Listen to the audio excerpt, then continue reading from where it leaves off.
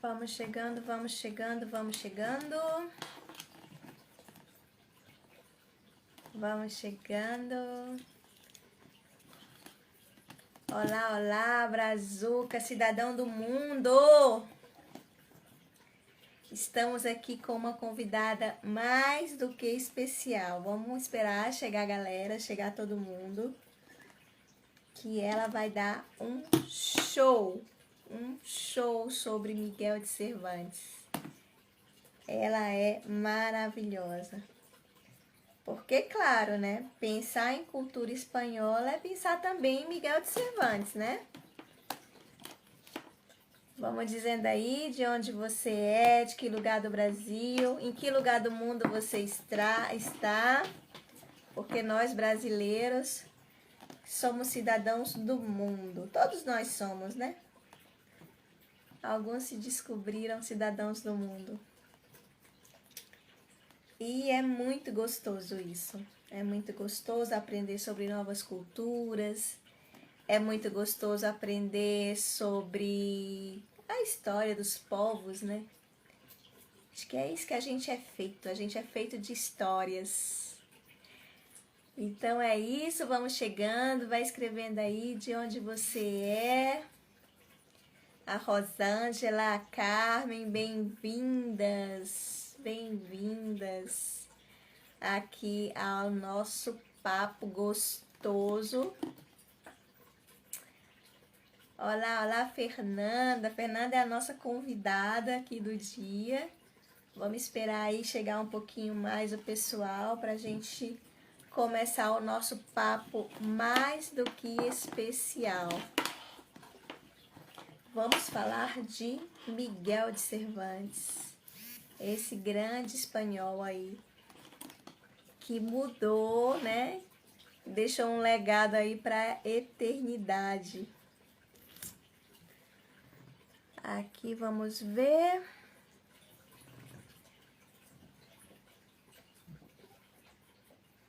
Vou chamar aqui a Fernanda para o nosso papo.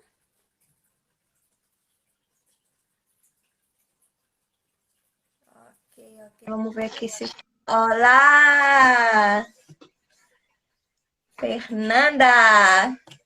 Deu, foi. E Boa aí? tarde. Boa tarde, tudo bem? Tudo bem? E você, Débora? Que alegria ter você aqui. Nossa, quando eu vi o canal da Fê, eu disse, ela tem que conversar com a gente no Brasil Hispana. Oi, é um prazer, né, convidada a estar aqui falando do Miguel de Cervantes com alguém que mora diretamente na Espanha. Então, assim, é muito legal porque eu conheci recentemente, né, o conteúdo aqui da Débora do Brasil Hispana e aí mostra lá Toledo, várias partes da Espanha, assim, que eu já conhecia só de nome, né, porque eu estudo muito, né, principalmente a ópera quixotesca, né, o escritor que hoje a gente vai falar, que no caso é Miguel de Cervantes, então fiquei, assim, realmente um trabalho muito legal, explorar aí a Espanha, mostrar aqui para nós brasileiros como é, e é uma grande honra estar aqui, um prazer poder conversar sobre esse assunto que eu gosto tanto. Sim, Toledo é Castilha-La Mancha, né?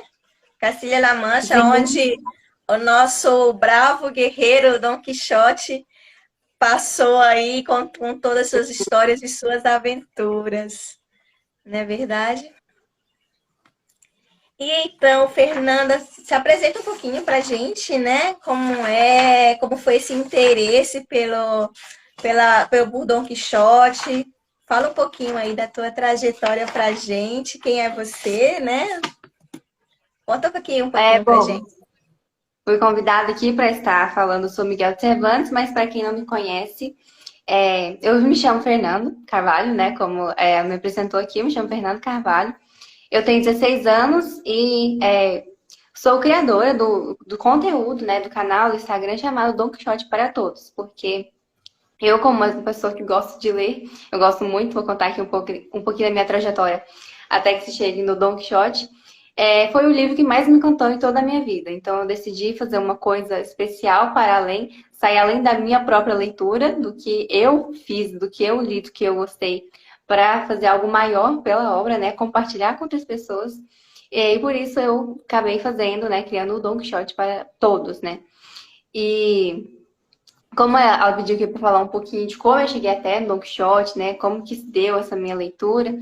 É, igual eu falei, eu sempre fui uma pessoa que gostei muito de ler, graças a Deus. Eu fui incentivada a fazer isso desde pequeno. Gosto bastante. E assim, determinada idade, eu comecei a ler a literatura clássica. Porque é diferente. Você lê um livro popular, um livro escrito por escritores nacionais mesmo, e você lê um livro clássico, que foi determinado como clássico, que está entre os melhores já escritos pela humanidade, no caso, que são, é a literatura clássica, é o diamante dos livros. Eu quis me interessar sozinha, eu comecei a partir do momento, assim, quando eu criei maturidade, até mesmo foi no início da minha adolescência, quando eu quis mesmo entrar no literatura de verdade, vamos falar assim, só entre aspas mesmo. Então, eu fui um dos primeiros, inclusive, que eu li, um dos clássicos foi o Don Quixote de La Mancha, e eu me encantei, e eu li outros, né? Como eu disse, eu sou apaixonada pelos clássicos em geral. Já li, então, outras obras que não são, inclusive, do Miguel de Cervantes. Inclusive, a gente, né, vai comentar aqui mais aqui dele. Eu também já estou lendo outras obras do Cervantes, mas, né, não é só o Cervantes que tem de clássico. E atualmente aí me encontro fazendo conteúdo sobre essa obra que eu gostei tanto. Que lindo.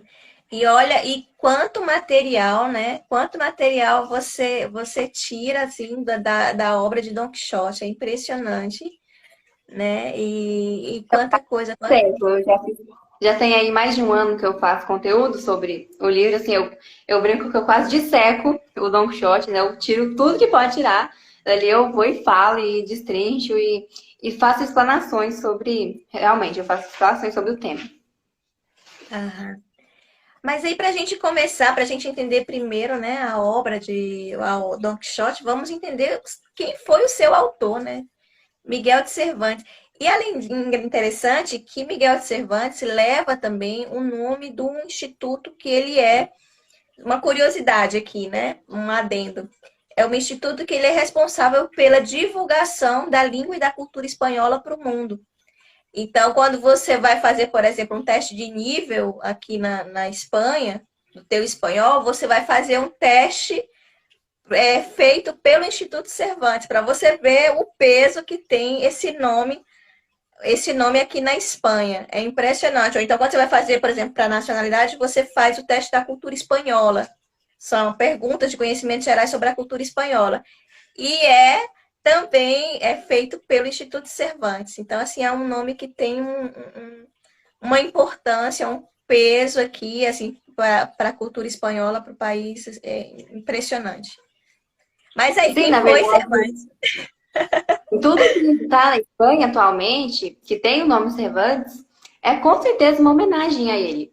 Então, né, o nome Cervantes, né, se dá tudo pro Cervantes. Para começar, eu já vou falar o que ele foi, né? Mas primeiro a gente tem que falar o que ele é, o que ele continua sendo. Ele é uma pessoa, um autor defunto e não um defunto autor. Ele morreu, mas ele continua vivo na literatura, porque a gente fala correntemente dele, enfim, eu vou dar uma explanada aqui na importância que ele tem, e por isso que ela citou, né? A Débora acabou de citar do Instituto Cervantes, que comprova aí seu nível de hispanidade, de quanto você fala espanhol. Inclusive, eu acho interessante citar também a Real Academia Espanhola, por exemplo, que é igual à Academia Brasileira de Letras, né? Que, enfim, é a responsável pela parte literária e gramatical do português, no caso aqui do Brasil, né? Eu tenho como o principal livro, no caso aqui eu já vou explicar, mas por quê? O Don Quixote de La Mancha. Porque, bom, já falamos que ele né? Ele é o maior escritor da Espanha. Inclusive, um dos maiores homens da Espanha. Porque, não só destacando a parte literária, ele serviu ao exército espanhol. Ele foi uma pessoa, enfim, não, em toda a sua vida, não na sua parte intelectual, no caso, como autor de livros que ele se destacou. Não é o principal, porque é o classificado como hoje, ele é o escritor. Mas já partindo assim para a parte da vida dele, e porque ele se tornou tão importante, eu tenho um livro, né? Eu escrevi um livro digital, chamado e-book, né?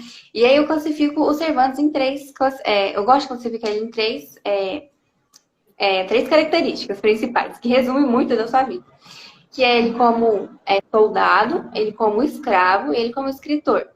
Ele nunca foi um homem muito rico, na verdade ele nunca conseguiu, né? Eles é muito comuns no meio das pessoas que se destacam, artistas, escritores, enfim, que seja, pessoas que contribuíram com o bem no mundo, não são muito conhecidas, é verdade, e não conseguem em vida ganhar com aquilo que elas fizeram. Então hoje aí, o Don Quixote é um dos livros mais lidos do planeta e é um dos que mais já foi vendidos no mundo inteiro. Mas na época isso não aconteceu. E o Cervantes, assim como o Don Quixote, não só como o Don Quixote, mas com as outras obras, ele também não conseguiu muita fama. Mas então ele nasceu em família, assim, mais ou menos. Tinha o necessário para sobreviver, mas não tinha condições, assim, tão grandes, não. Era só realmente aquilo que eles tinham e eles tinham. E ele cresceu, assim, estudando, ele chegou a fazer o que a gente chamaria hoje em dia de faculdade, ele estudou latim, ele praticou seus estudos, mas com 22 anos ele fez uma coisa errada lá contra a lei e ele teve que fugir para a Itália, senão ele ia ser preso, ele ia pagar as consequências dos seus atos. E ele fugiu para a Itália e ali depois, daqui um tempinho, estouraria uma batalha muito importante, que é onde ele vai ser soldado. Depois ele vai ser preso e vai ficar em terras de muçulmanos, ele vai sofrer bastante. E aí ele vai começar lá na prisão lá da Argélia, né, que era na África, entre os muçulmanos lá. Ele começou a escrever seu primeiro livro, que foi A Galateia. Mas depois ele conseguiu voltar para a Espanha, né, com resgate e tudo mais, pagaram, conseguiram libertar o Miguel de Cervantes lá de onde ele estava. E ele voltou para a Espanha. Daí uns 10 anos, 15, ele escreveria a primeira parte do Don Quixote. E continuaria sua vida aí de escritor. Ele escreveu outras obras, como eu disse, além disso. Mas eu gosto de classificar nessas três categorias, né? Realmente, ele foi uma pessoa que serviu no exército, como eu disse, não propriamente na Espanha, porque ele serviu ao exército italiano. Ele foi uma pessoa que andou muito, inclusive, a Espanha, que a Débora mostra nos vídeos dela. Ele percorreu todo. Eu gosto muito de brincar que o Miguel de Cervantes é um homem de muitos quilômetros rodados, porque é verdade. Ele, quando ele chegou na Espanha, quando ele voltou lá de ser preso, lá das terras dos muçulmanos, ele veio sem nada, né? Porque ele estava pobre, começou a vida do zero de novo. Então, o que ele teve que fazer? Ele teve que aceitar o emprego que tinha para ele. Ele não tinha muita escolha, não. Era aceitar, era passar fome. Então, o que surgiu, a única oportunidade que surgiu para ele foi cobrador de impostos. Isso se basificava em andar pela Espanha inteira e cobrar cobrar os impostos, né? Enfim, o nome da profissão já resume o que ele fez. Então, ele anda a Espanha inteira, ele conhece lá de cabo a rabo a Espanha, anda lá em Valladolid, que é o último vídeo da Débora, ela mostrou. Ele vai lá na Catalunha, ele vai no sul, que no caso lá vai para Madrid, né, que no caso já era a cidade mais rodada da Espanha, mas principal, a cidade principal. Vai lá para o sul, que agora me fugiu o nome, o sul da Espanha, agora a Débora vai saber falar pra gente. Andaluzia, região da Andaluzia, né? Andaluzia, esse nome eu queria me lembrar. Andaluzia. Vai ser muito importante essa parte aí da Espanha, ele vai explorar bastante nos seus livros. E aí ele conhece, né? Ele, inclusive, não só na Espanha, ele vai ainda mais, ele vai lá para Portugal, depois volta, ele escreve isso, né, nos seus prefácios, nos seus livros, ele conta essa parte. Então, ele é um homem que conhece muito, não só a Espanha como o mundo, mas a Espanha como um todo, porque ele tinha que conhecer não só para ter um conhecimento de si próprio, mas lembrando, né, que depois ele vai se tornar um escritor, ele vai escrever aquilo. E principalmente o Don Quixote, que ele vai colocar como um cavaleiro, que anda aí a Espanha fazendo bem, procurando quem salvar, ajudar os oprimidos, levantar os caídos, auxiliar os que sofrem. Como um cavaleiro andante, né? O nome do já fala, né? Ele é andante, então ele anda. E o Cervantes ter conhecido tão, assim, ter na mão e no cérebro, de cor, o seu país, vai ajudar muito nessa parte. Não só ajudar, né? Como inspirar a fazer isso. Mas, inclusive, um dos principais pontos que faz o Don Quixote ser um grande clássico da literatura, um dos maiores, e é muito difícil achar um livro que seja melhor que o Don Quixote, justamente por causa disso. Porque o que faz um livro clássico? Diferente de um livro aí que se escreve... que um escritor mediano escreve, ou mesmo um dos melhores que tem atualmente, o que faz que um livro seja clássico? Ele consegue englobar toda a sua realidade seja ela contemporânea, seja ela anterior, seja ela posterior, dentro de dentro do seu própria obra, né? Dentro da história que ele vai contar. Então, Cervantes, ele fez um retrato da Espanha, do Don Quixote. Ele não só colocou, eu não falo aqui só geograficamente, ele colocou a cultura do povo, ele colocou a língua. E por isso que vai ser o principal livro. Por que que acontece? Aqui pra gente no Brasil, né? Que é o Machado de Assis e Teodoro Casmurro. O que aconteceu? Ele usou o português da melhor forma possível. Tanto é que existe isso, a gramática, né, que a gente conhece aí, onde coloca vírgula, onde coloca acento, onde vai um ponto, não é alguém que chega, senta na mesa, escreve um monte de regra para tacar em todo mundo e aquela coisa chata para decorar. Não é assim que acontece. São os escritores clássicos que criam a língua, se for dizer, né? Cria a língua. Então, o Cervantes usou o espanhol da melhor maneira possível, do melhor jeito. Tanto é que quem aprende espanhol, quem está aprendendo espanhol há 3 meses, vamos dizer, não vai conseguir chegar no Don Quixote e ter a total compreensão que teria com o livro basiquinho, porque lá está o espanhol, vamos falar assim, não é erudito, porque Don Quixote foi realmente um livro escrito para o povo. Não foi um livro escrito de alto patamar, apesar de que hoje ele né, um dos maiores clássicos. E são poucas pessoas que leem, né, como a Débora me falou antes, são poucos espanhóis que leram Don Quixote, né? Isso é uma triste realidade, porque é um mega livro que tem muito a se dar para os seus leitores. Então, Cervantes usou o espanhol da melhor maneira possível, englobou toda a realidade da sua Espanha. Além disso, ele fez uma sátira, porque ele brincou com uma coisa que estava acontecendo na Espanha, que era o povo gostar muito de livro de baixa qualidade, então ele colocou isso no seu livro. Então, assim, ele fez uma coisa super complexa, muito complexa no Don Quixote, mas de maneira simples. E isso foi assim, é o que faz o Don Quixote ser o Don Quixote. Aqui não como personagem, aqui como o livro, assim, a obra em si mesmo. Eu Muito falei interessante. interessante. demais, agora eu a Débora falando. Nossa, maravilhoso. Assim, você tocou em dois pontos muito interessantes que eu queria pensar aqui um pouquinho sobre, né? Você falou assim que os grandes feitores, né, da humanidade, eles não eram compreendidos no seu tempo. Uhum. E uma curiosidade, ó, imediatamente quando você me falou isso, eu me lembrei do próprio Cristóvão Colombo, né? Descobriu um continente inteiro. Nossa, ele mudou a história do mundo. O mundo era isso e o mundo agora é tudo isso, graças a Cristóvão Colombo.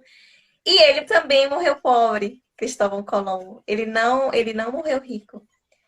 E assim, a prova é tanta de que ele não levou os louros do feito dele, é que a América não se chama Colombo, se chama América, né? Sim, Não, não. Aí você vê, por se não me engano, um Eduardo Américo, alguma coisa, né? Um homem que tinha Américo no nome, Américo que virou Vespúcio, Américo. né? Isso, por Américo Vespúcio. Aí eu me lembrei, realmente, assim, os grandes gênios, os grandes feitos, os grandes feitores, eles não são compreendidos no seu tempo, né? E uma outra questão que você trouxe também da própria língua em Cervantes, uma das coisas que as pessoas atribuem não leem Quixote é porque Quixote tem o espanhol do século XVII, né? Foi em 1605 que foi escrito. Então, as pessoas têm aquela resistência, começam e tal, e param, porque, claro, a língua também ela é dinâmica, né? Mas Uhum. hoje a gente já tem um autor muito, muito reconhecido que ele já, como, entre aspas, traduziu para o atual, né? Traduziu Traduziu. traduziu do espanhol para o espanhol, do espanhol do século XVII para o espanhol do século XXI. Então, deixou mais acessível, mais leve, mais palatável a leitura. E aí eu vi também nos teus vídeos que você fala muito dos valores na obra, né? Que são ressaltados os valores em Don Quixote. Eu achei muito interessante. Você traz também conteúdos da filosofia também para falar desses valores que o Don Quixote traz. Você poderia dizer para a gente?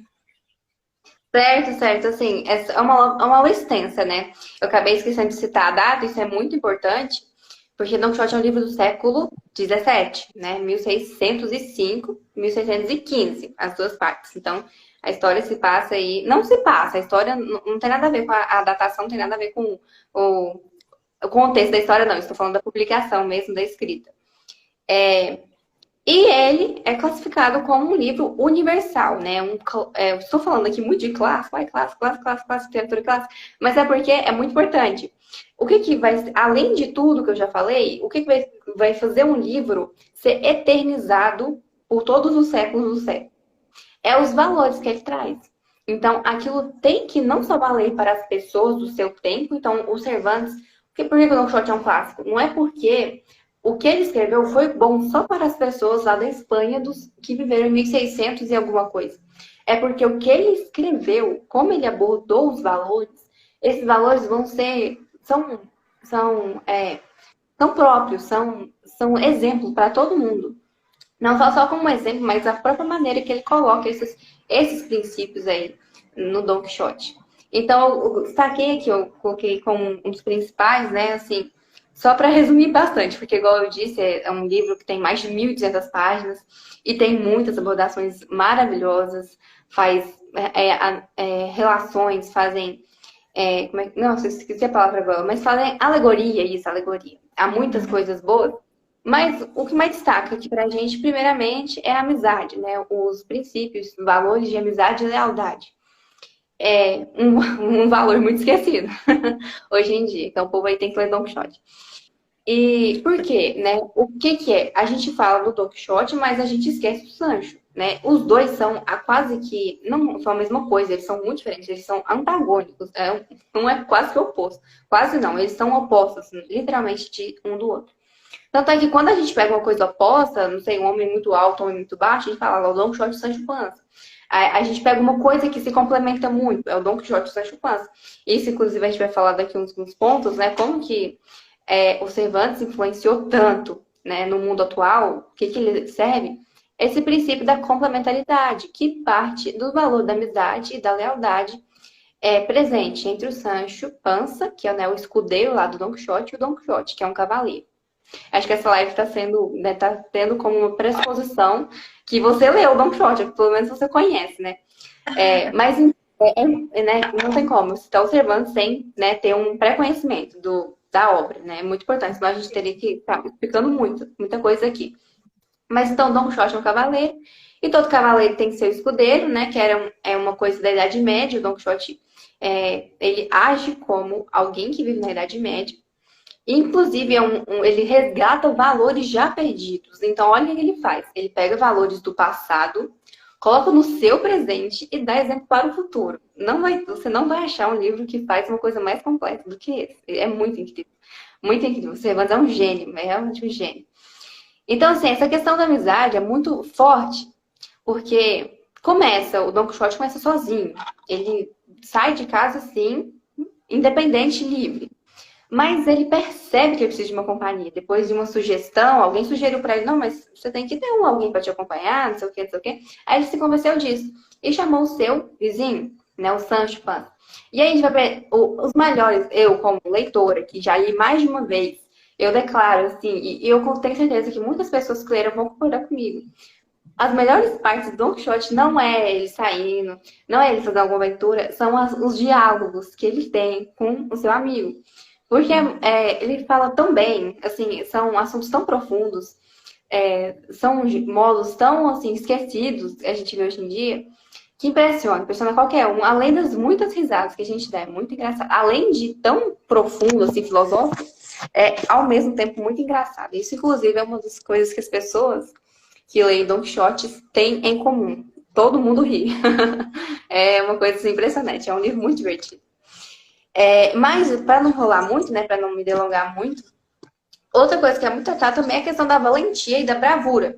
E aqui acho que muitas pessoas discordariam de mim, mas eu vou tratar mesmo assim.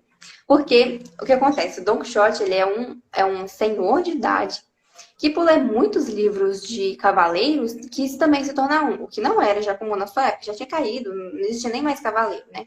Cavaleiro com a Idade Média, eles estavam no tempo da modernidade. Então, ele é tratado como um senhor louco, né? Como vou colocar aqui já em abaixo nível, né? Um velho que ficou doido.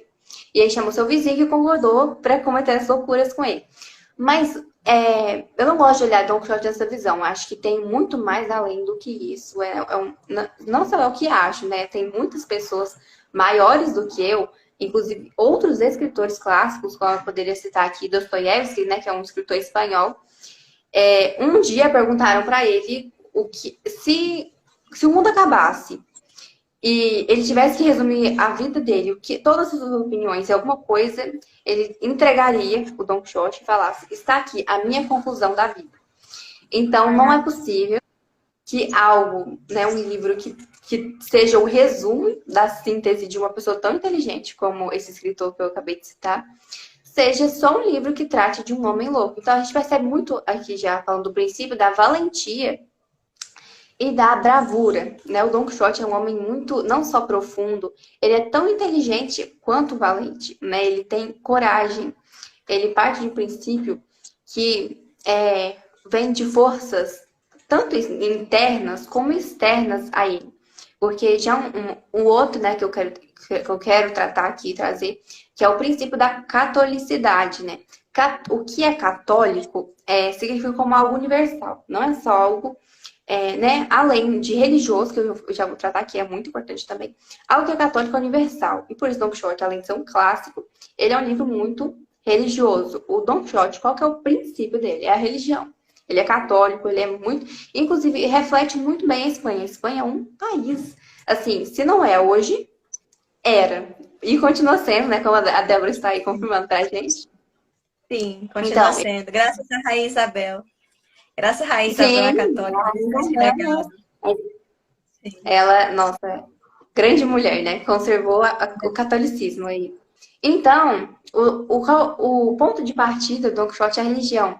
E sem ela, ele não seria o que ele é. Ele começa se chamando o Cavaleiro certa parte da história, ele vai chamar o Cavaleiro dos Leões. Então, ele é uma pessoa assim. E o princípio dele é imitar santos cavaleiros. Ele cita aí São Jorge, São Martinho, São Paulo. Todos os santos que são cavaleiros é a sua inspiração, né? Então, esse princípio da catolicidade, tão conhecido no Don Quixote, esse valor incute a tudo que é universal. Valores mesmos que todo mundo deveria saber, todo mundo deveria praticar. Como a gente fala aqui da amizade, da bravura, da lealdade, enfim, da beleza, tudo que, enfim, é mais universal. Que você não precisa ser muito inteligente para saber, basta ser humano. E dar o melhor de si, eu falo assim, você ser o que o ser humano nasceu para ser, com os seus próprios esforços, isso é possível. Mas aqui, o princípio mais espiritual e mais profundo ainda, isso mais divino, no Don Quixote é isso, ele age como alguém vocacionado a fazer o que ele fez. E defende, né, ele defende aí a fé, defende a cristandade, e aqui a gente pode colocar a catolicidade como também um sinônimo do que é mesmo católico e religioso, porque isso é intrínseco na obra de Cervantes. Ele coloca não só no Don Quixote, né, isso eu coloco aqui para confirmar, porque não é só no Don Quixote, não, ele faz isso generalizadamente nas suas obras. Muito, muito interessante. Sabe que os valores que ele traz, né, que são os valores da nobreza medieval, a coragem, né, tudo isso, a lealdade, que era um valor muito forte. E aí eu fico assim, pensando com os meus botões, né, que hoje está sendo muito discutido a leitura das histórias de contos para as crianças, né? Está sendo colocado muito em discussão, né? A história dos príncipes, das princesas e tal. Mas a ideia do príncipe ela é arquetípica, né? Ela é arquetípica, é a entidade que ela incorpora esses valores, né? A lealdade, a nobreza, né? A coragem. Então, assim, não são só histórias, né? Existe um arquétipo aí que está em torno da figura do nobre, né? Que também precisa ser pensado. Aí já é tema para outra live.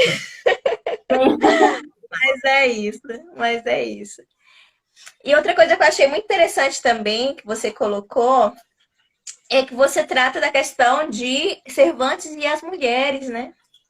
As mulheres em Cervantes, tanto na vida como na obra dele, né? Quem são essas mulheres, Fernanda? Eu gosto de tratar especialmente, inclusive no e-book que eu citei que eu tenho, um livro digital que eu escrevi, só de síntese da vida de Cervantes e da sua obra-prima, né, que é o Don Quixote, eu dou um lugar especial às mulheres em Cervantes, porque Eu sinto, eu lamento por colocarem tantas ideias modernas, eu falo moderno no sentido mal aqui da palavra, e ideologias. Então, a parte das mulheres é um destaque muito especial que eu dou, até porque, primeiramente, o Cervantes ele nasceu em ambiente feminino, eu falo. O mundo dele muito influenciado por mulheres. Nasceu a mãe dele super, como é que eu falo? Era uma mulher forte mesmo, uma mãe de família que tá aí para dar tudo para seus filhos, como eu disse, eles não eram, né, miseráveis, mas tinham que fazer esforço para sobreviver. E a mãe dele, que é aquele exemplo de mulher, realmente aquela mãe aquela leoa que dá unhas e dentes pelos seus filhos, ele teve esse exemplo em casa. Dos irmãos que ele teve, né, dos 6 irmãos, ele teve duas, né? Três, se não me engano, 3 irmãs. Então, assim, ele é cercado de mulheres. Ele se casou mais tarde, né, com uma senhora chamada Catalina Salazar e Palácios. E a única filha que ele teve era uma mulher. Então, ele é cercado por esse mundo feminino. E ele dá muito destaque à parte de mulheres nas suas obras. Eu gosto, trato isso com prazer. Eu falo desse assunto, eu gosto muito desse fato de Cervantes. É, mas já explicando aqui a parte de como ele aplica isso, ele faz uma coisa que não era comum na nossa época. Ele coloca personagens femininas como mais aparecendo nos livros, né? Mais protagonistas, às vezes até com personagens principais. Mas não sem cheias de virtude. Elas são assim. O Cervantes, por estar rodeado de mulheres também, né? Ter toda a sua influência nessa parte, teve um mundo tão masculino, claro. Ele conviveu sim com homens e teve seu exemplo de bravura, tanto como de mulheres. Teve seu exemplo. Ele criou um ideal dentro dele de como seria as mulheres idealmente, né? E ele coloca isso nos seus livros. Então, as mulheres dele são sempre, isso é univocamente, isso é realmente em todas as suas personagens é comum. Elas são todas muito devotas, sempre muito espirituais, vamos falar assim. Nas palavras que eu queria utilizar, elas são muito religiosas, vamos falar assim. Todas têm seus princípios fundamentados e não ouse tirá-los. Todas também são muito, muito corajosas, muito destaques no meio da sociedade. Não são mulheres comuns, vamos falar assim. Elas são realmente uma coisa de se impressionar. E isso tudo no bom sentido da palavra.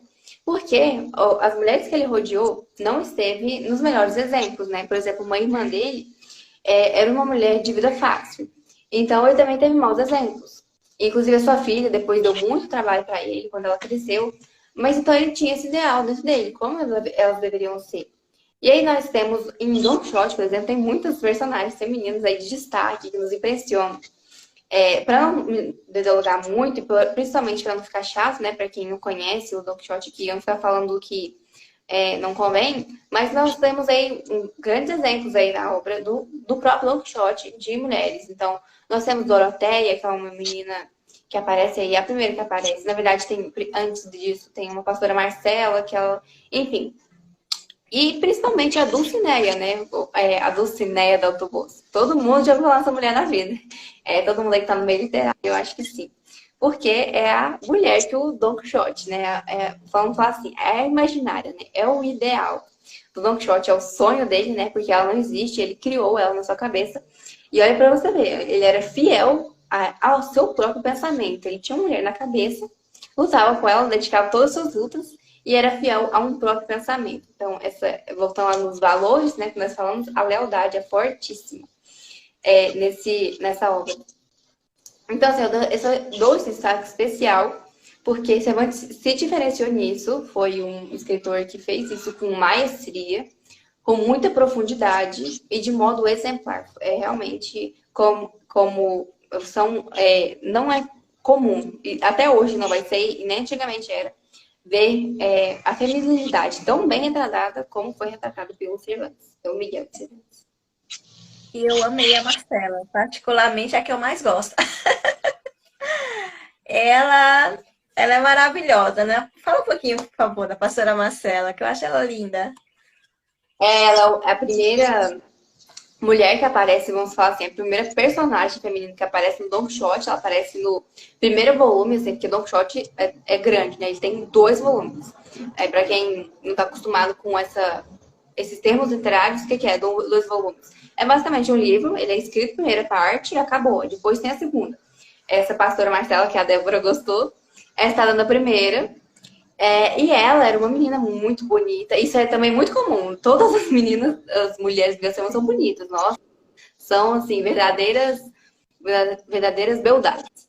E, então, ela aparece como sendo uma menina, né, que é uma menina bem jovem, né, já na idade de casar, era comum se casar naquela época, mas ela não queria, né, isso não é uma coisa comum, não é uma coisa incomum na sociedade da época, por exemplo, a gente falando de religião, até a época lá dos Cervantes, né, que é a Espanha católica, existia diversas, muitas mesmo, né, entre a sociedade, meninas que não queriam se casar.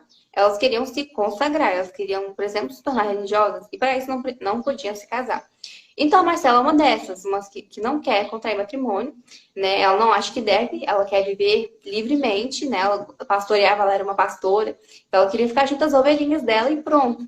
E ela dá um discurso de moral tão bonito, assim, acho que foi isso que a Débora também gostou bastante dela, o discurso, né? É belo, é muito bonito mesmo. Então, assim, ela sobe lá, todo mundo xingando ela, né? Porque que inconveniência não querer, ela era tão bonita, porque ela estava perdendo a oportunidade. E aí ela dá o seu discurso, é muito bonito, se eu não me engano, é o capítulo 15 ou 16, da primeira parte.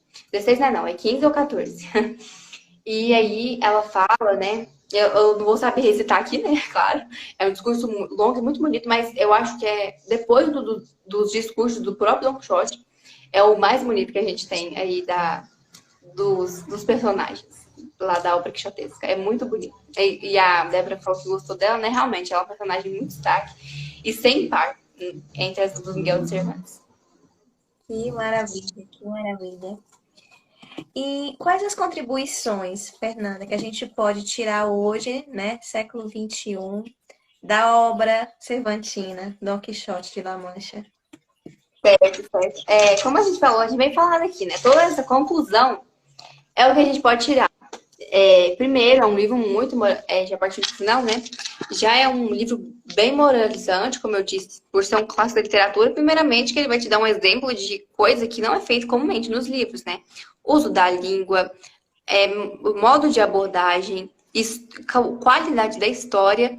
Isso serviu de exemplo para muitos e muitos escritores. Então, primeiro critério que a gente pode citar de exemplo aí, do Cervantes, do Don Quixote em especial, para o século XXI, é que ele começa já não no século XXI, ele começa no século próprio XVII. Porque o Cervantes, ele renovou a literatura, ele fez eu não vou chamar de revolução, porque isso não seria o termo exatamente que eu queria usar, mas ele refez o conceito de literatura para a época, porque é o primeiro clássico moderno, né? Entre os livros que a gente tem hoje, aí que o pessoal costuma ler, e, né, graças a Deus costuma ler, porque isso é sinal que está construindo conteúdo de qualidade, como no caso dos clássicos, que eu citei aí Dostoiévski, Machado de Assis, muitos aí que a gente pode citar, enfim, da literatura universal mesmo. O Don Quixote vai ser o primeiro, e ele vai servir de exemplo para todos os escritores que vai vir aí. E aí, você citou a questão do arquétipo, achei interessantíssimo essa questão. Por que a gente conta histórias de príncipe para as crianças? Porque no príncipe está todas as virtudes que a gente quer que a criança tenha. E aí, o que vai acontecer no Don Quixote? O Don Quixote, o livro, igual eu disse, o modo de abordagem que ele fez, vai servir de exemplo para todos os escritores. Ele vai ser o arquétipo. Realmente, inclusive, né, quando a gente fala de fazer algo bom, como escrever poemas, trajetar uma oratória, né, tudo isso práticas comuns antigamente, não muito hoje, se parte da imitação. A gente tem que imitar quem é bom até ficar bom. Então, o que os escritores começaram a fazer? Depois de Cervantes, começaram a imitá-lo, né? Ele foi o exemplo, assim, da literatura, né? Que é onde ele mais se destaca. Também, além das inspirações, né? Existem muitas histórias que se parecem com o Don Quixote. Eu já fiz aqui, inclusive, isso presente, né? Essa dupla Don Quixote e Sancho Panza é muito presente também em muitos desenhos. Eu já fiz aqui na minha página sobre o Toy Story. Parece muito também quem conhece o Buzz Lightyear lá com o Woody, um cowboyzinho, enfim, do desenho infantil que tem. Eles usam muito, é muito usado. O Gordo e o Magro, que era um programa aí antes de 1950, retrata muito, usando o modelo Don Quixote Sancho Panza também. E, como eu disse, foi o diamante. O Don Quixote é o diamante dos clássicos, né? Ele é realmente o principal aí da literatura que deu exemplo não só de literária, né? Como a gente fala daqui na questão da parte de livros intelectual, mas ele deu exemplo moral, ele deu exemplo, assim, dos valores que a gente comentou, deu exemplo de mulher, deu exemplo enfim, do próprio escritor, né? Porque eu costumo falar, e é muito verdade, que o Don Quixote é o diário do Cervantes. Tá ali suas aventuras, tá ali suas impressões do mundo, seus valores, seus princípios, ele coloca tudo. É realmente o resumo do Cervantes, da Don Quixote. Tanto é que no final do livro, quando o Don Quixote acaba, assim, o Don Quixote, a história, ele vai falar: Don Quixote nasceu para mim e eu para ele. Eu escrevi para ele realizar as aventuras. E ele aí no prefácio, né, um dos prefácios do Don Quixote, vai falar que ele é padrasto do Don Quixote. Não chega a chamá-lo de filho, mas é como se fosse um. Tão grande é a interligação entre ele e o seu querido cavaleiro. Exatamente. Eu acho assim que uma grande contribuição que o Cervantes dá é sua própria vida, sabe? Porque quando ele fez a Batalha de Lepanto, que ele teve contato com o Lope Vega, né? O Lope Vega desmereceu a obra dele. Se ele tivesse acreditado, nossa, eu fico.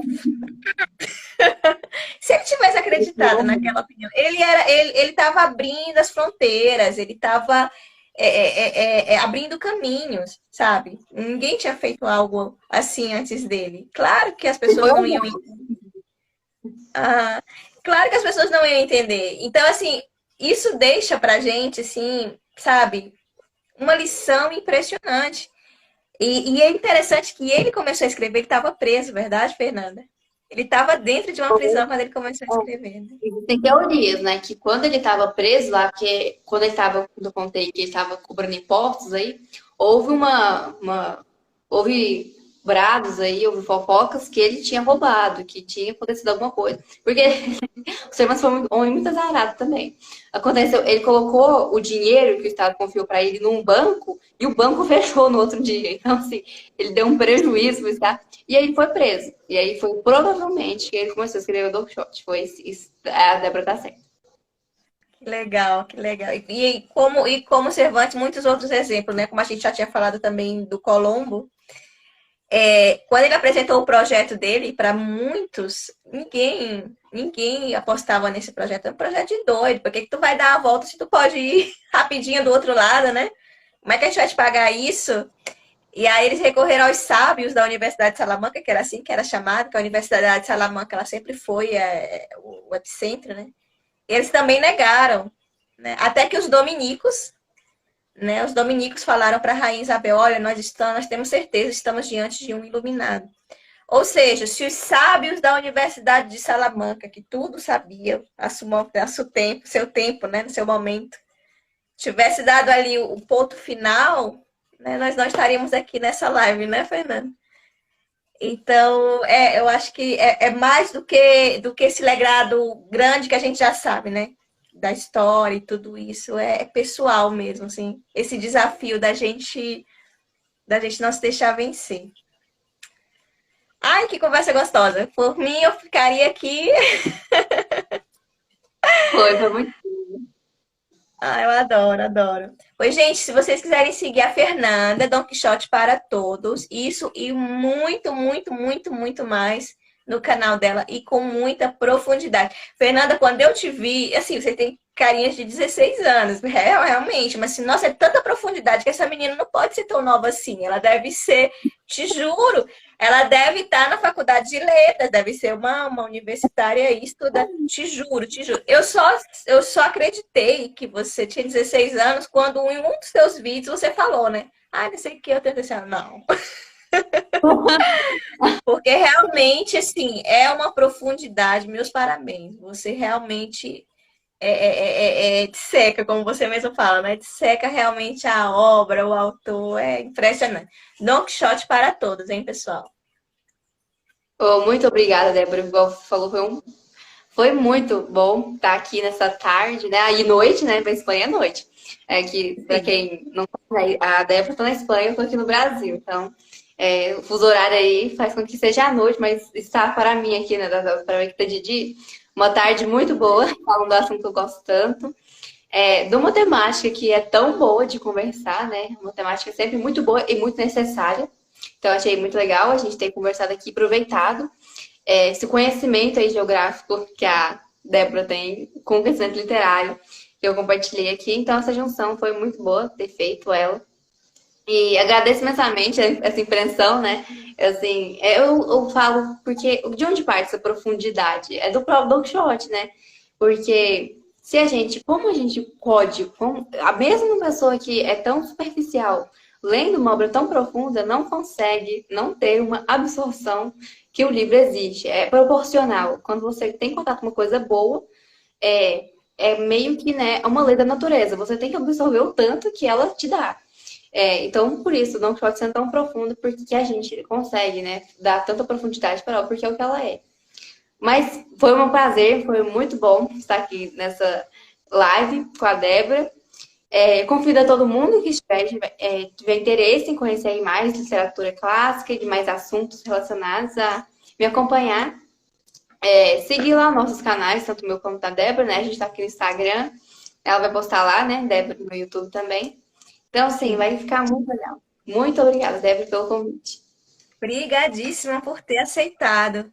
E aí, pessoal, se você gostou, deixa aqui o comentário, deixa teu gostei, compartilha com os amigos e vem com o Brasil Hispana e fazemos juntos um novo amanhecer. Beijo!